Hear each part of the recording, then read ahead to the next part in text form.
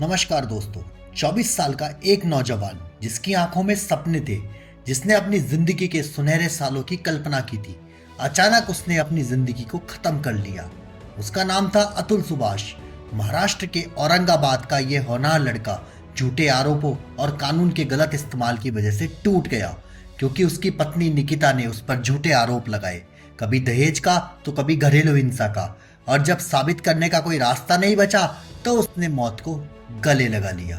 यह घटना 10 दिसंबर 2024 को हुई। अतुल सुभाष एक सामान्य परिवार का लड़का, पढ़ाई में अच्छा और स्वभाव में शांत। उसकी जिंदगी में तब भूचाल आया जब उसकी पत्नी ने उस पर दहेज उत्पीड़न और घरेलू हिंसा का आरोप लगाया। अतुल ने बार बार कहा कि वो निर्दोष है। उसके दोस्त, उसके परिवार और आस पड़ोस के लोग भी कहते रहे कि अतुल ऐसा लड़का नहीं था, लेकिन कानून के कागजों में उसका हर शब्द बेबस हो गया। सोचिए, किसी पर बिना किसी सबूत झूठे आरोप लगाए जाए तो वो इंसान क्या महसूस करता है। एक एक पल में पूरा समाज, यहाँ तक कि कानून भी उसके खिलाफ खड़ा हो जाता है। और ये सिर्फ अतुल के साथ नहीं हुआ। नेशनल क्राइम रिकॉर्ड्स ब्यूरो के अकॉर्डिंग हर साल हजारों पुरुष झूठे दहेज, रेप और घरेलू हिंसा के आरोपों में फंसते हैं। एक तरफ जहां असली पीड़ितों को न्याय दिलाना जरूरी है, वहीं दूसरी तरफ झूठे आरोपों की वजह से कई मासूमों की जिंदगी बर्बाद हो जाती है। 2024 की रिपोर्ट के मुताबिक आईपीसी की धारा 498 ए के तहत दर्ज मामलों में से करीब 52% झूठे केस पाए गए। सोचिए, ये कानून जो महिलाओं को सुरक्षा के लिए बनाए गए हैं, अगर उनका गलत इस्तेमाल हो तो कितनी जिंदगियां उजड़ जाती है।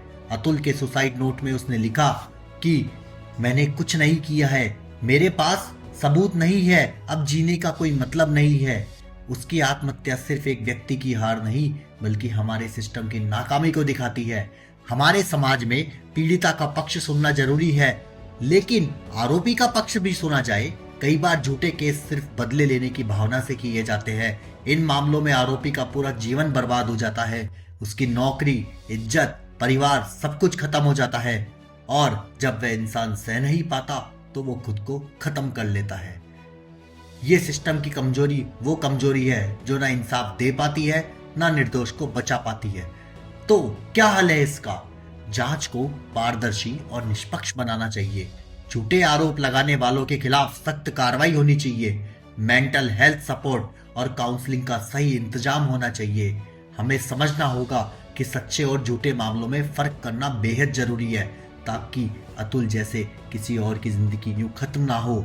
अगर आप भी इस मुद्दे से सहमत हैं तो इस वीडियो को शेयर कीजिए, ताकि अतुल की कहानी हर किसी तक पहुंचे, ताकि कोई निर्दोष इंसान झूठे आरोपों के चलते अपनी जान ना गंवाए। हमारे सिस्टम में बदलाव लाना जरूरी है, क्योंकि न्याय सिर्फ एक पक्ष के लिए नहीं, सबके लिए होना चाहिए। अतुल के परिवार के लिए इंसाफ की मांग करे, न्याय के नाम पर अन्याय को रोके।